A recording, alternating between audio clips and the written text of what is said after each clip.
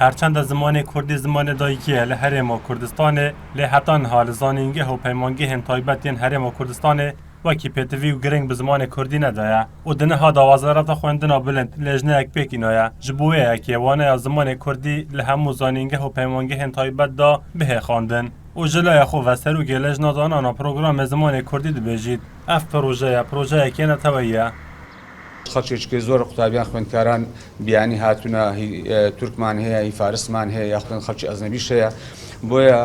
وەزارەتی خوێندنی باڵا و خودی بە ڕێزوەزیر بە پێویستی زانی کەەوە ئەو پرۆژەیە بستە دواری جێبەجێکردنەوە و ئەو لێژنەیەشی پێکردنە خەڵکی پسپۆر بۆ ئەوی پرۆگرامێک بۆ خوێندنی زمانی کوردی دابنرێت. خۆشبەختانە پرۆگرامەکەمان نردووە بۆ زانکۆ تایبەتەکان و ئەوانیش بە گەشتبینیەوە و بەدڕێکی فراوانە وەریان گرتیە قرارە بستە دواری جێبەجێکردنەوە.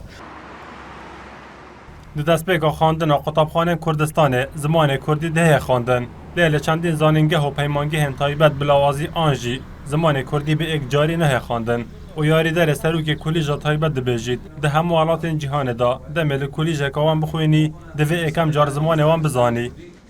بەڕاستیمە پێمان وایە کە پرۆگرامی خوێندنی زمانی کوردی بۆ قوتابیانی بیانی و لە داهاتوشدا بۆ مامۆستانی بیانی گرنگێکی زۆری هەیە چونکە لە هەموو وڵاتێکی پێشکەوتودا کاتێک قوتابیەکیان خوێندکارێک دەچێتە ئەو وڵاتە بۆ خوێندنی هەر بابەتێکی زانستی بێ پێشوەختە بە